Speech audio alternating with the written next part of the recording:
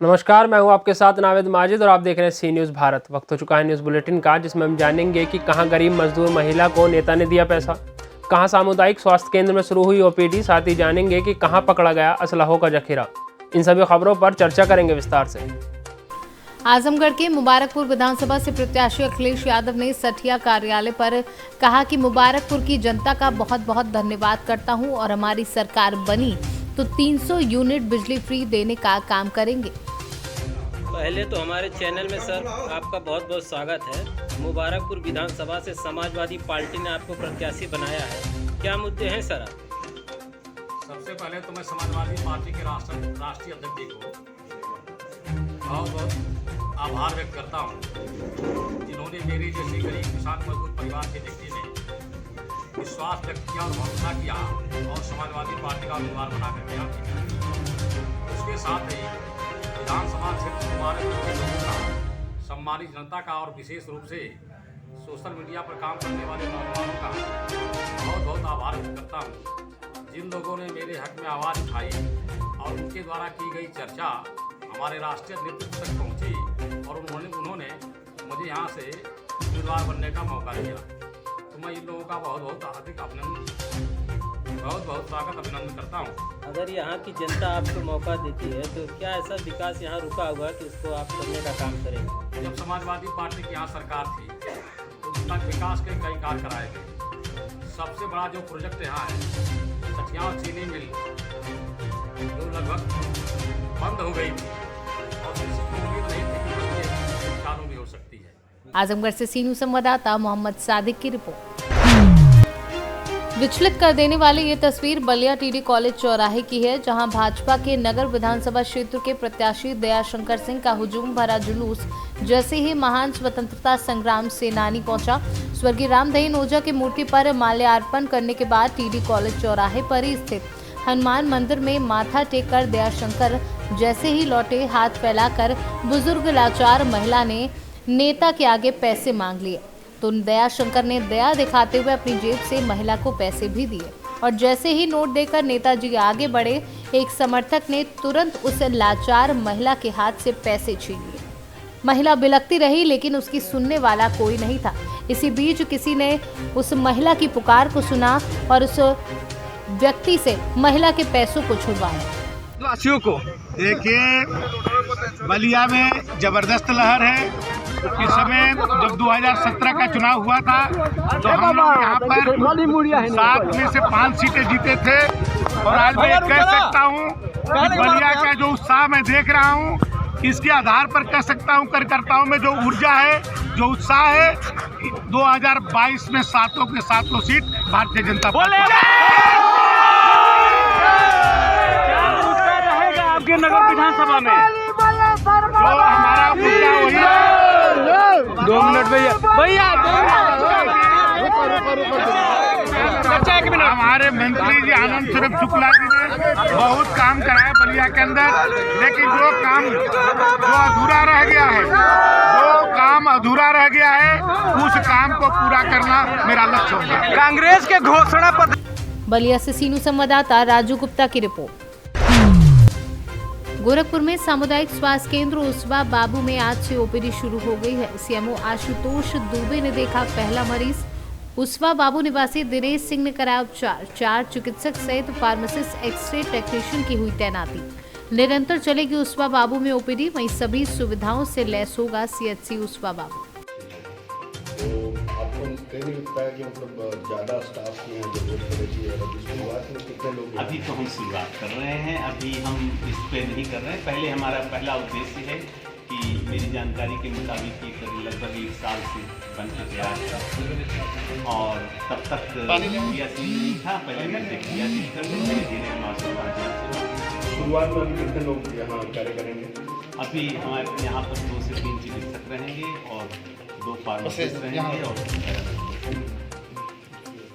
गोरखपुर से सीनू संवाददाता राम प्रताप राव की रिपोर्ट। कहते हैं तस्वीरें झूठ नहीं बोलती और ये तस्वीरें हैं उन नन्हे मुन्ने बच्चों की जिन्हें नियम 134A के तहत जिला प्रशासन लगातार निजी स्कूलों में दाखिले की जगह न्यायालय की तरह बार बार तारीख पर तारीख तो दे रहा है लेकिन दाखिला नहीं। हाथों में कलम, किताब की जगह डीसी अंकल हमारा दाखिला करवाओ लिखे बैनर लेकर बच्चे दाखिले की पिछले लंबे समय से गुहार लगा रहे हैं। आखिर क्यों नहीं सुनाई देती डीसी अंकल को इन मासूमों की करुणा भरी गुहार? पूरे मामले में से निजी स्कूल संचालकों की मनमानी और हठ धर्मिता कहें या फिर सरकार की मंशा ठीक नहीं, अपने आप में बड़ा सवाल है। इसी कड़ी में जिला प्रशासन व सरकार के खिलाफ प्रदर्शन करते हुए नियम 134 के तहत दाखिला करवाने को लेकर अभिभावकों ने सचिवालय पहुंचकर डीआर को मुख्यमंत्री के नाम ज्ञापन सौंपा। लेकिन आज भी पहले की तरह अभिभावकों को ही वही रटा रटाया जवाब मिला कि प्रशासन बच्चों के दाखिले को लेकर प्रयासरत है और जल्द ही निजी स्कूलों में इनका दाखिला हो जाएगा। अब देखना ये होगा कि सरकार कब इन्हें दाखिले की हरी झंडी दिखाती है या फिर यूं ही चलते रहेगी निजी स्कूल संचालकों की मनमानी और उठते रहेंगे सरकार की मंशा पर सवाल। कैसे हो रही है बेटा पढ़ाई अब? हमारी पढ़ाई खराब हो रही है, डीसी अंकल हमारा दाखिला नहीं करवा रहे और हमने टीसी कटवा के हम घर पे बैठे हुए हैं। से यहाँ आ रहे हैं, लगातार आश्वासन मिल रहा है, कार्रवाई कब होगी आखिर?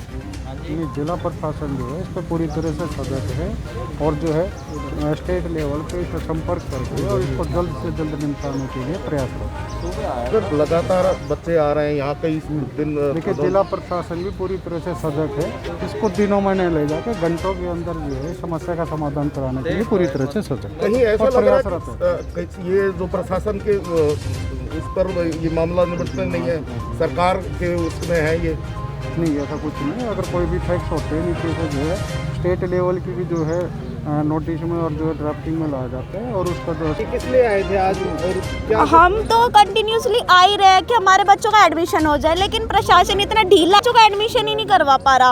मतलब कि प्राइवेट अथॉरिटी इतनी बड़ी हो गई है कि आज गवर्नमेंट उससे नीचे जा रही है पर प्राइवेट इतनी ऊपर हो रही है। बच्चे क्या सोचेंगे इस बारे में? बच्चे तो अभी हार जाएंगे। मतलब कि बच्चों को भी तो उनको सोचना चाहिए ना। अब उस दिन डीसी सर से मिले थे, इतने सॉफ्टली मिले थे, अब कुछ नहीं हुआ, अब भी पता ही नहीं होगा या नहीं। हमें तो आंसर चाहिए ना कि कुछ होए। लेकिन अब देखो क्या करेंगे ऐसे में आगे? अब क्या बात रखी आपने कि हमारे बच्चों का तब भी बात यही रखी थी कि एडमिशन कराओ, आज भी बात यही रखी कि एडमिशन होना चाहिए बच्चों का। हाँ जी। किस तरह से सफर हो रहे हैं बच्चे, किस तरह से? हरियाणा से सीनू संवाददाता चैन सिंह की रिपोर्ट। कानपुर की थाना शिवराजपुर पुलिस की बड़ी कार्यवाही, अवैध असलहों का भारी मात्रा में जखीरा किया बरामद। उन्नाव के फतेहपुर 84 थाना क्षेत्र से हिस्ट्री शीटर धीरेन्द्र को साथी सहित दबोचा। सीओ बिल्हौर ने प्रेस कॉन्फ्रेंस में पूरी जानकारी दी है। इधर हिस्ट्री शीटर धीरेन्द्र पहले भी कई मामलों में जेल जा चुका है। चुनाव से पहले फतेहपुर 84 थाना क्षेत्र से अवैध असलहों की बरामदगी हुई। उनको अवैध तमाचा बनाते हुए पकड़ा गया है। उनका नाम धीरेन्द्र उर्फ बबलू और कन्हैया उर्फ नन्हे फतेहपुर 84 के रहने वाले हैं। उनके पास से भारी मात्रा में अवैध तमाचा बनाने के उपकरण और उसके जो अन्य सामग्री लगती है सब बरामद हुई है। 11 तमाचे 315 बोर के बरामद हुए हैं। एक अर्धनिर्मित तमाचा बरामद हुआ है। कुछ कारतूस बरामद हुए हैं। इसके अलावा जो अवैध तमाचा बनाने के उपकरण होते हैं, पेचकस और अन्य तरह की जो सामग्री होती है वो सब बरामद हुई है। सर ये कब से इस तरीके का ये जो अवैध कारोबार है तमंचा बनाने का, ये कब से कर रहे हैं? जानकारी काफ़ी दिनों से कर रहे थे। इस तरह की इनका पहले भी हिस्ट्री रही है और जो हमारे बॉर्डर पे जो चेकिंग चल रही थी उसी से कुछ दूरी पर इस तरह की आवाज़ आई, जिससे हमारी टीम स्वाट टीम और थाना शिवराजपुर की टीम ने संयुक्त रूप से कार्रवाई करी है। उसके बाद एक गिरफ्तारी हुई और ये बरामदगी। सर इस फैक्ट्री का मास्टरमाइंड कौन? धीरेन्द्र जो है पहले भी इसकी हिस्ट्री रही है जी। कहाँ का रहने वाले? ये फतेहपुर 84 जनपद उन्नाव के रहने वाले हैं, जो बॉर्डर पे है, हमारे बॉर्डर पे लगता है। वो गंगा जी के नदी क्रॉस करके इस साइड में अपना काम करते थे। और जिसका जो अभी चुनाव होने वाला है, चुनाव में इसका बहुत मिसयूज हो सकता था, तो बहुत अच्छा काम किया है स्वाट टीम और हमारे शिवराजपुर के थाना को। सर ये केवल 2 लोग हैं कि इसके पीछे कुछ अज्ञात भी है या कुछ ऐसा कुछ आपको जानकारी पूछताछ में? तो 2 लोग ही हैं। 2 लोग जो अभी अपना वहाँ सभी सामग्री होती है अवैध तमंचा बनाने की, सब लोग दोनों लोग काम कर रहे थे, दोनों लोगों को रंगे हाथ पकड़ लिया। ये पूर्व में किन धाराओं में ये जेल जा चुके हैं? वीरेंद्र कुछ तमंचा और फायरिंग की। Bureau report C news. Badaun के सहसपान चिकित्सा अधिकारी इमरान सिद्दीकी के निर्देशन में गांव बिहारीपुर में आशा पानदेवी के नेतृत्व में डॉक्टर अशफाक, डॉक्टर वीर गौतम ने कई गंभीर बीमारियों से सचेत रहने के लिए ग्रामीणों को जागरूक किया, साथ ही बीमारियों के लक्षण भी बताए। बदायूं से सीनू संवाददाता धर्मवीर शाकी की रिपोर्ट। कांग्रेस के प्रदेश सचिव वसीम अंसारी ने कटवा चौकी प्रभारी पर सत्ताधारी दल के दबाव में शहर कांग्रेस कमेटी के अध्यक्ष समाल करीबी के परिवार को प्रताड़ित करने का आरोप लगाते हुए कहा कि चौकी प्रभारी अपनी कार्यशैली में परिवर्तन लाए। साथ ही उन्होंने कहा कि इसकी शिकायत हम पुलिस अधीक्षक से करेंगे, साथ ही चुनाव आयोग को चिट्ठी लिखकर निष्पक्ष कार्यवाही की मांग करेंगे।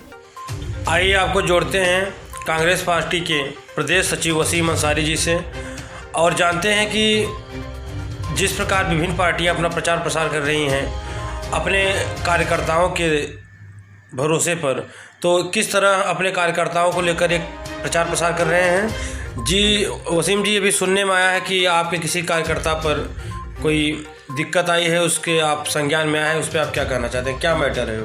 शहर कांग्रेस कमेटी भदोही के सम्मानित अध्यक्ष शबान करीमी साहब और अध्यक्ष के साथ साथ वो युवा शायर है जिनकी ख्याति पूरे प्रदेश में है, उनका एक भाई है जिसका निकनेम हनी है, उसके नाम से 107/16 जो पुलिस एक आम कार्रवाई है, कोई ये नॉन अवेलेबल नहीं है, एक आम कार्रवाई पाबंद करते हैं।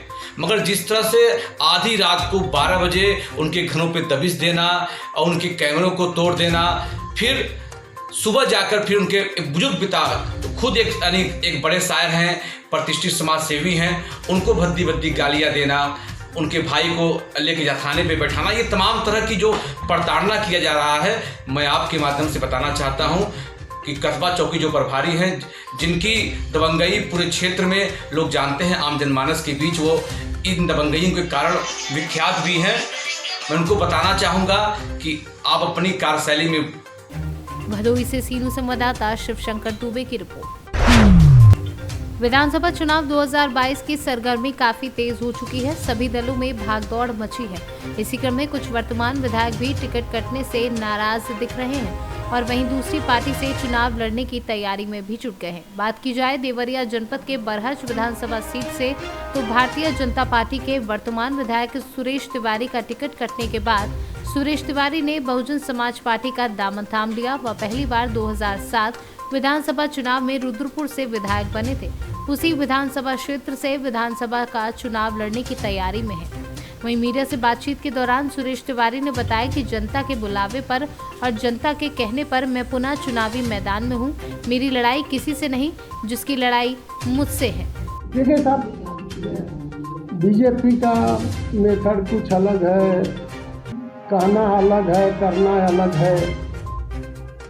तो वो लोग बोले हमको टिकट नहीं दिए और मांगने भी मैं नहीं गया, इसलिए मैं जब जनता बोली है कि रुद्रपुर की, तो मैं फिर बीएसपी से चुनाव लड़ने के लिए ऐलान किया। क्या है आपकी प्राथमिकताएं जो रुद्रपुर से आप चुनाव लड़ेंगे? बहुत रोड, जितना रोड बनाना है, पंचायत भवन, हॉस्पिटल, इतने काम किए हैं सब, वैसे न उसका पेंटिंग न कुछ, देख के मेरा जान। देवरिया से सीनू संवाददाता ज्ञानेंद्र नाथ मिश्रा की रिपोर्ट। 2022 विधानसभा चुनाव को लेकर समाजवादी पार्टी के प्रत्याशी ने बूथ सम्मेलन किया। बहुजन समाज पार्टी को एक बार फिर लगा झटका। कुछ लोगों ने ली समाजवादी पार्टी की सदस्यता। जिला झांसी के करोठा विधानसभा क्षेत्र के ग्राम लोहागढ़ में बुधवार के दिन समाजवादी पार्टी के प्रत्याशी दीप नारायण सिंह द्वारा बूथ सम्मेलन कराया गया, जिसमें कई गांव से आए सैकड़ों लोगों ने जीत का भरोसा जताया एवं सम्मेलन में ही बहुजन समाज पार्टी के कार्यकर्ताओं ने समाजवादी पार्टी की सदस्यता ग्रहण की। सड़क की सुनाऊं, हम लोगों ने सड़कों का जाल बिछाया, इन्होंने एक सड़क नहीं बनाई। सड़क पहले हमने एरस से मऊरानीपुर बनाई, 142 करोड़ की लागत की। दूसरी सड़क बनाई हमने गुरसराय से कोटरा, 50 करोड़ की लागत की। 30 सड़क हमने बनाई गरौटा से मऊरानीपुर 60 करोड़ की लागत की। एक सड़क हम लोग लेके आए चिरगांव से लेके हमीरपुर ले जा रहे थे, ये 600 करोड़ की लागत की, 200 करोड़ रुपए खर्च हो चुके हैं उस पर। हम लोगों ने कोई गांव ऐसा जहां विकास न किया। एक सड़क हम लोगों ने बनाई सिकंदरा से होते हुए मध्य प्रदेश सीमा जोड़ने वाली, एक समतर से बनाई थी दासना को जोड़ने वाली, मैंने कहा एक बनाई थी हम लोगों ने भांडेर को जोड़ने वाली। अब सवाल आप जाकर मैंने ये जो बातें बोली हैं, जितनी सड़कों का पैसा हम लोग 5 साल में लेकर आए थे, इतना सबसे बड़ा मुद्दा बुंदेलखंड में बेरोजगारी का है और सिंचाई के साधन जो उपलब्ध नहीं कराए हैं सरकार ने। माननीय विधायक जी ने जो कहा है कि जो सन 1886 का जो सिस्टम है नहरों का, वही सिस्टम रहा है। एक बार इनके नेतृत्व में बना था, जबकि यहाँ पर झांसी से सीनू संवाददाता शुभम त्रिपाठी की रिपोर्ट। तेतरिया प्रखंड के पंचायती राज कार्यालय में बुधवार को नव पदस्थापित पंचायती राज पदाधिकारी ने अपना पदभार संभाला। बता दें, रामगढ़वा के पंचायती राज पदाधिकारी रितेश वर्मा तेतरिया प्रखंड में अतिरिक्त प्रभार के रूप में कार्यरत थे, जिनके सेवानिवृत्त होने पर जहां मधुबन की पंचायती राज पदाधिकारी ने अतिरिक्त प्रभार के रूप में शिखा रॉय ने बुधवार को अपना पदभार ग्रहण किया। रितेश वर्मा है, मैं रामगढ़वा प्रखंड में प्रखंड पंचायत राज पदाधिकारी के पद पर पदस्थापित हूँ। पदस्थापित था 31/1/2022 को मैं सेवानिवृत्त हो चुका हूँ और मैं यहाँ का तेतरिया मेरे अतिरिक्त प्रभार में था, जो मैं आज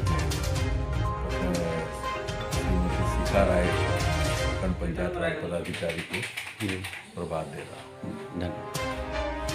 मेरा नाम शिखा राय है, प्रखंड पंचायत राज पदाधिकारी। मैं अभी मधुबन के पोस्ट पे हूँ और मुझे तेतरिया का अतिरिक्त प्रभार मिला है। मैं 64वीं बीपीएससी की 64वीं बैच से मेरा सिलेक्शन हुआ है और मधुबन मेरी पहली पोस्ट है। क्या प्राथमिकता रहेगी इस प्रखंड के लिए आपकी? प्राथमिकता तो यही रहेगी कि सरकार की जितनी योजनाएं हैं जिन लोगों के लिए हैं उन लोगों तक पहुँचे। योजनाओं सिर्फ पहुँचने का ही नहीं है, हर योजना पूरी हो और उसका संचालन सुचारू रूप से हो। 2 जगह पोस्टेड हैं तो यहाँ का दिन निर्धारित करना होगा आपको, तो उसके लिए निर्धारित करके हम बता देंगे। मोतिहारी से सीनू संवाददाता अजय मिश्रा की रिपोर्ट। फिलहाल के लिए इस न्यूज़ बुलेटिन में इतना ही। देश और दुनिया की तमाम खबरों के लिए देखते रहिए सी न्यूज़ भारत।